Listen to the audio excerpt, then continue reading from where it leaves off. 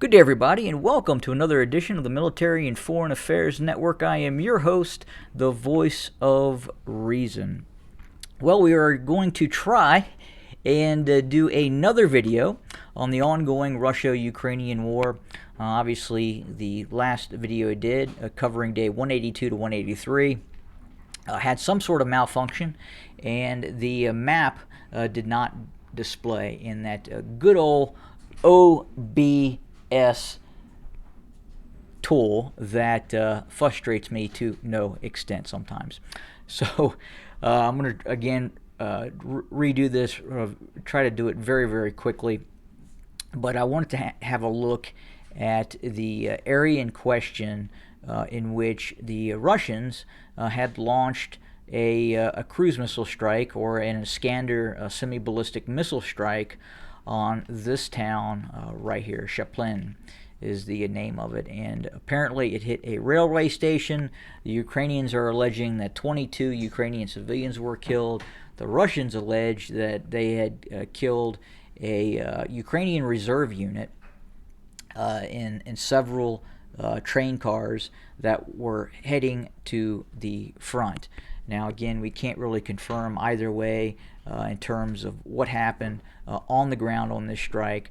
But if you look at the town and the remoteness of the town, you have to ask the question, why would the Russians launch a cruise missile strike or an Iskander ballistic missile strike on such an obscure town in the middle of nowhere if it was looking to target a civilian area? More likely than not, if the Russians were looking to target a civilian area, they would have gone after a larger city. It just makes more common sense.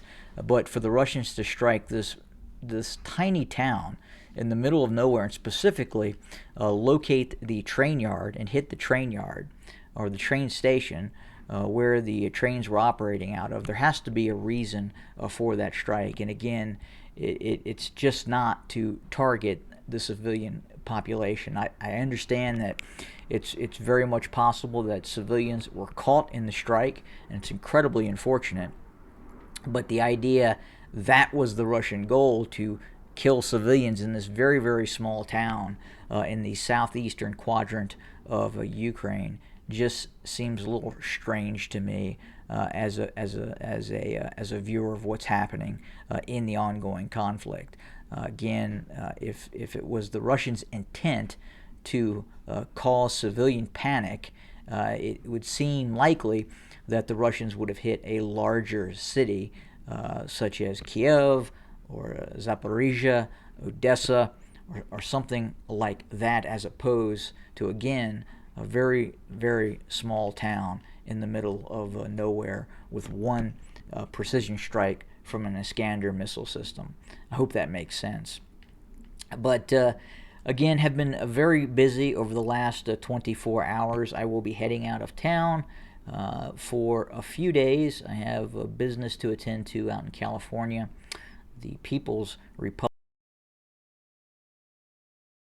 I will then return. I'm going to try and continue to make content for your consumption, maybe a little challenging from time to time, but I hope to continue the coverage of the ongoing conflict. We'll have more to come as we continue to cover the war. As most of you know right now who are watching things are fairly stagnant right now. Neither side is making progress or territorial gains worth noting.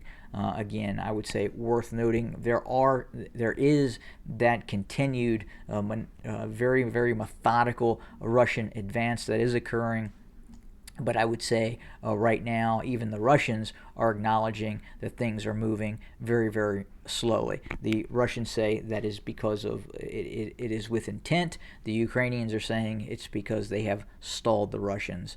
And right now, both sides look to be suffering from some rather serious fatigue. But at the same time, there does seem to be a method behind what the Russians are doing, if in fact that is their strategy, to wear down Ukrainian forces with an extended campaign of artillery, ballistic missiles, and tactical air assets. We do know that The Russians right now have deployed roughly 300 combat aircraft towards Ukraine and are operating those aircraft against Ukrainian targets, and obviously that is taking a toll. But other than that, that is about it. We will certainly have more very, very soon. And thanks for joining us today. Have a good day.